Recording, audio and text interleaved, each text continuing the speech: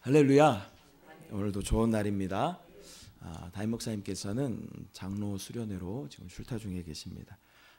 그리고 내일부터 시작되는 특별 새벽 기도에도 우리 모두 다 참석하여서 하나님의 은혜가 충만하게 부어질 줄 믿습니다. 오늘 시편 51편 5절부터 14절 말씀 함께 보겠습니다. 시편 51편 5절부터 14절까지 말씀입니다.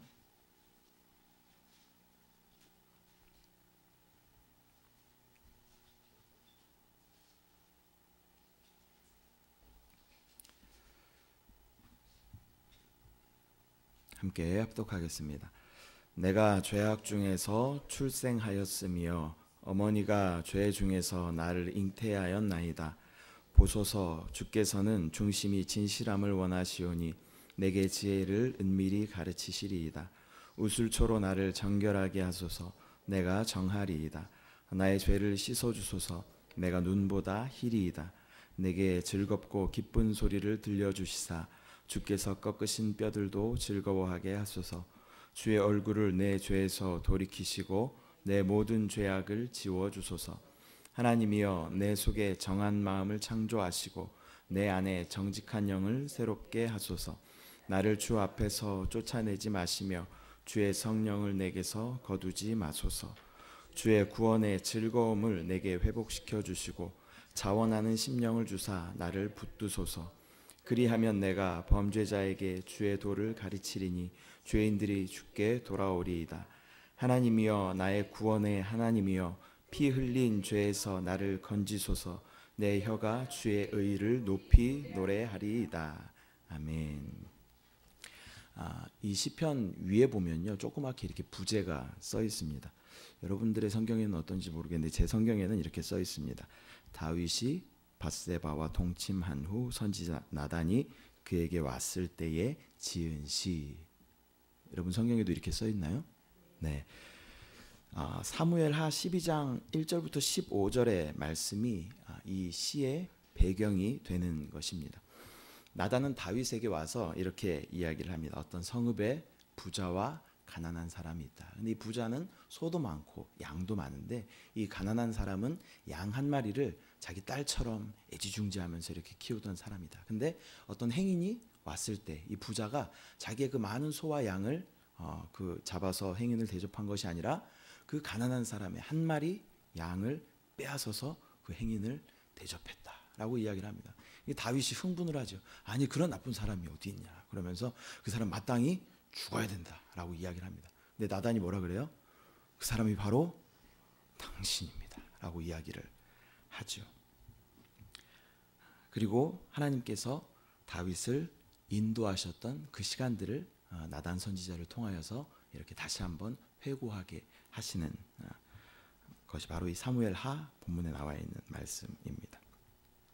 다윗은 야훼의 마음에 합한 사람이라는 칭호를 받았던 사람입니다. 그러나 그는 자신의 부하인 우리아의 아내를 범하게 되고 또 임신한 사실을 은폐하기 위해서 우리아를 전장의 최전방에 나아가서 죽게 만들었던 사람입니다. 하나님은 그런 다윗에게 나단 선지자를 보내어서 책망하셨습니다. 다윗의 살인죄와 간음죄를 하나님께서 강하게 책망하고 계신 것입니다. 그때 다윗은 통회하는 마음으로 이렇게 고백하고 있습니다. 다윗은 나의 죄를 내가 잘 압니다 라고 고백하면서 내가 죄악 중에 출생하였으며 어머니가 죄 중에서 나를 잉태하였나이다 라고 고백하며 자기의 원죄까지도 회개하는 모습을 보게 됩니다. 또한 다윗은 우술초로 나를 정결하게 하여 주시옵소서 라고 이야기를 합니다. 오늘 제목이 바로 우술초 되신 예수 그리스도입니다. 이것은 구약시대에 하나님의 속죄법에 의지한 다윗의 담대한 신앙을 이야기를 합니다.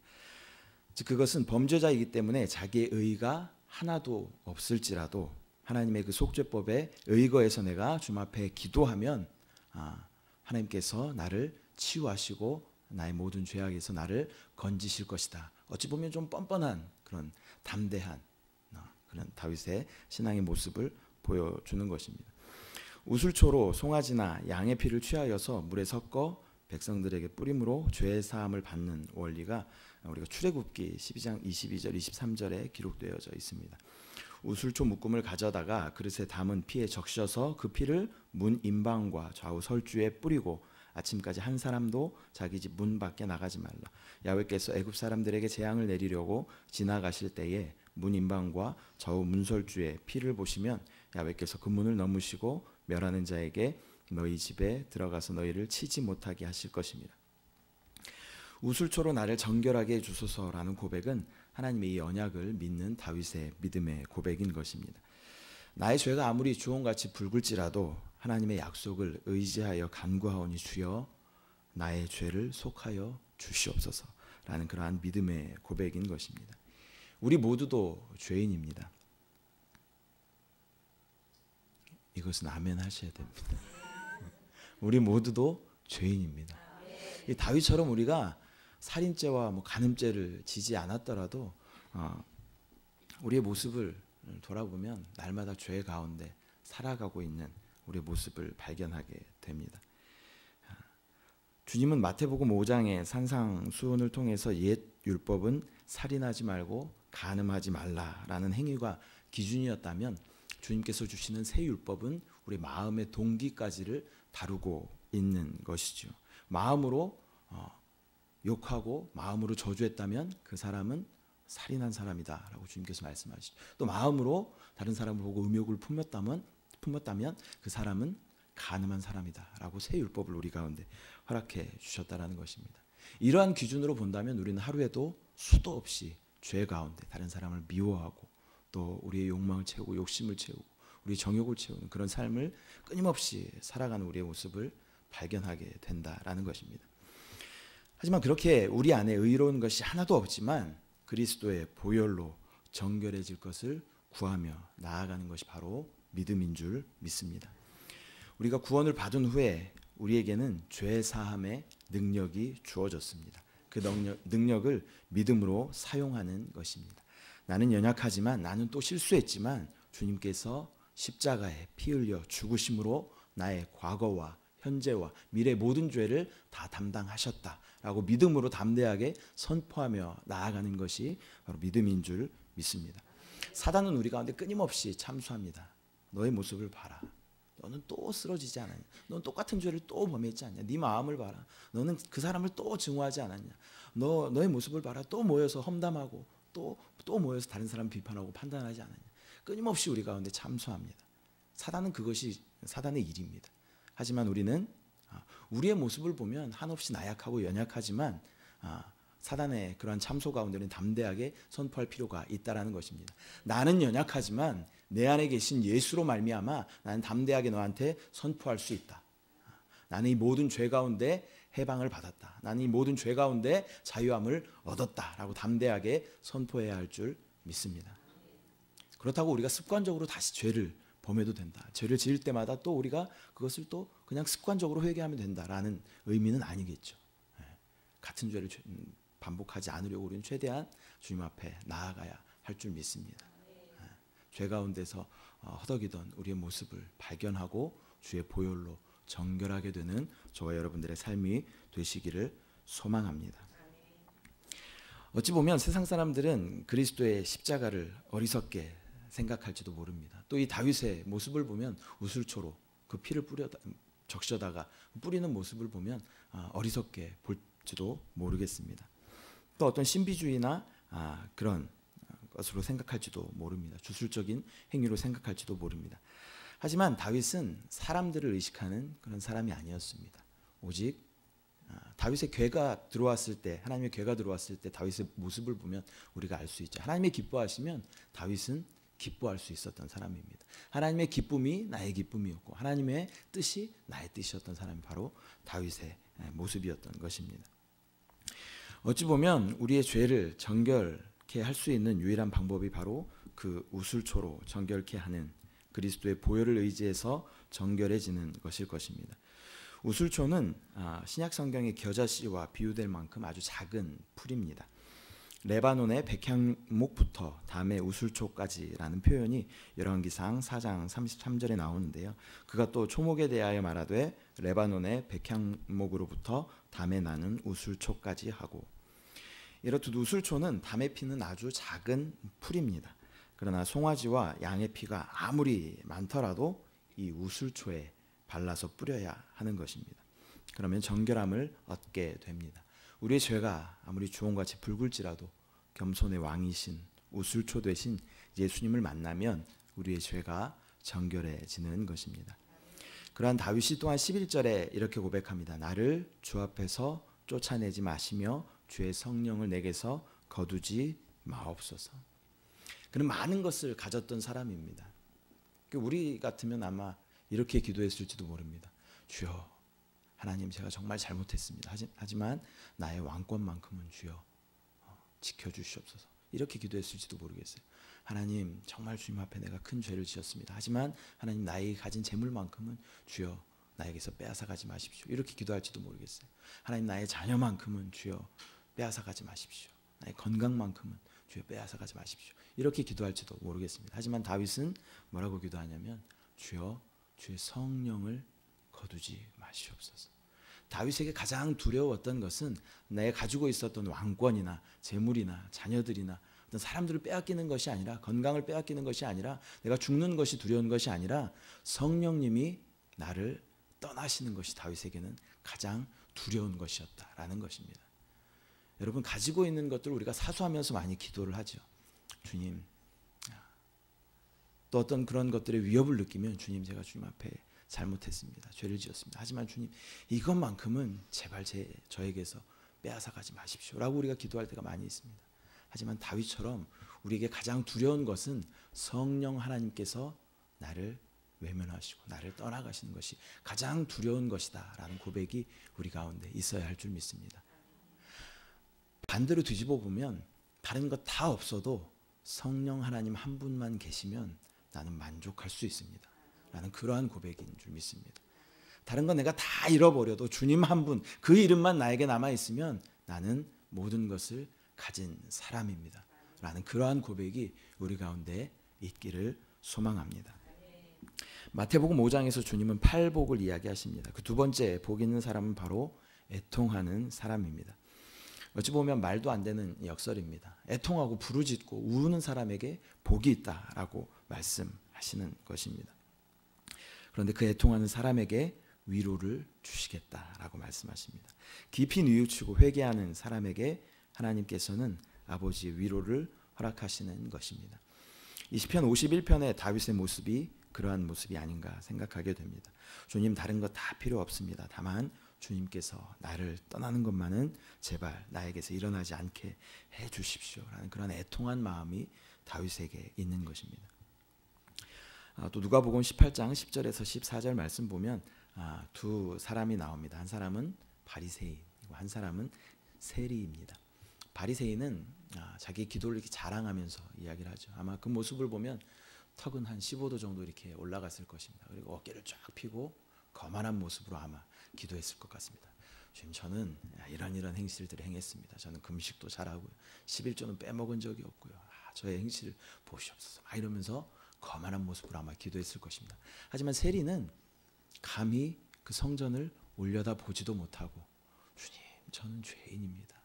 저는 주님을 바라볼 수도 없는 죄인입니다. 그러면서 애통하면서 자기의 가슴을 찢으면서 기도했던 이 세리의 모습, 그러한 모습이 바로 애통한 모습일 것입니다. 애통함은 겸손함입니다. 나의 의의를 내려놓은 상태입니다. 나는 가난합니다. 나는 아무것도 아닙니다. 하지만 주님의 긍휼을 제가 구합니다 라고 고백하는 것이 바로 애통함의 모습일 것입니다. 우리도 이런 애통함으로 주님 앞에 기도하며 나아갈 때 우리의 죄를 정결하게 하시고 우리 문제를 고쳐주시는 주님을 만나게 될 줄 믿습니다. 주님은 선하십니다. 십자가에서 함께 달린 한 강도가 참여하였을 때 오늘 내가 나와 함께 낙원에 있을 것이다 라고 말씀해 주십니다. 우리가 진정으로 참여하면 더 이상 묻지도 따지지도 아니하시고 우리 가운데 참 자유와 평강을 주시는 분이 바로 예수님이신 줄 믿습니다. 그분이 바로 우리의 온전한 우슬초 되신 예수 그리스도인 줄 믿습니다. 지난주 권지부 예배에서 담임 목사님께서 전해주신 말씀인데요. 나의 영적인 상태는 어떠한가 첫사랑을 우리가 회복해야 된다라고 말씀하시면서 첫사랑을 회복하는 가장 좋은 길은 우리가 진정으로 회개하는 길이다라고 말씀하시면서 라오디게아를 책망하는 예수님의 이 모습을 이야기를 하시면서 금을 사야 하고 흰 옷을 사야 하고 안약을 사서 눈에 바르라라고 이야기를 하십니다. 이 산다라는 의미는 대가를 지불한다라는 의미를 포함하고 있죠. 근데 진정한 대가는 바로 우리의 진정한 회개다라고 말씀해 주셨습니다. 여러분 첫사랑을 회복하시길 원하십니까?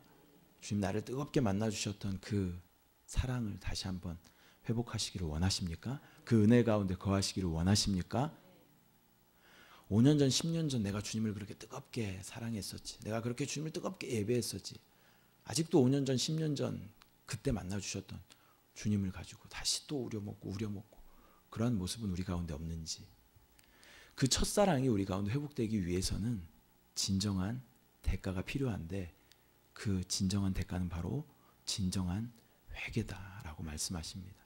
우리 가운데 진정한 애통하는 정말 다윗처럼 성령님을 의지해서 진정한 우술초 되신 예수 그리스도를 의지해서 주님 앞에 나아가는 저와 여러분들의 모습 되시기를 소망합니다. 성령 하나님 만져주시옵소서. 성령 하나님 우리 연약함들을 주님 보시오니 주님의 긍휼하심으로 채워주시옵소서. 나의 의로는 주님 앞에 설 수 없지만 온전한 우술초 되신 예수 그리스도로 내가 의지하며 나아가오니 성령 하나님 우리 가운데 새 영을 부어주시고 새 마음을 부어주시고 함께 성령의 충만함을 부어주시옵소서. 그렇게 기도하며 나아가는 저와 여러분들이 되시기를 소망합니다. 우리의 삶은 날마다 죄악 가운데 있습니다. 누구도 오늘 하루 의롭게 죄를 짓지 않았다라고 말할 수 있는 사람은 없습니다. 그러한 우리의 연약함을 하나님께서는 너무나 잘 알고 계십니다. 그래서 우리의 죄를 위하여 우술초 되신 예수 그리스도를 이 땅 가운데 보내주신 줄 믿습니다. 다윗이 우술초를 의지하여 정결함을 구하였듯이 우리 또한 우리의 죄악을 주님께 구하고 우술초 되신 주님께서 우리의 죄악을 정결케 하여 주실 것임을 확신하며 회개하는 저희가 되기를 소망합니다. 주님의 보혈로 날마다 우리를 정결하게 비워드리는 저와 여러분 되시기를 소망합니다. 우리가 비워져야 주님께서 담으실 수 있습니다. 우리를 잘 비우고 우리를 정결히 하여 주님 쓰시기에 합당한 저와 여러분 되시기를 소망합니다.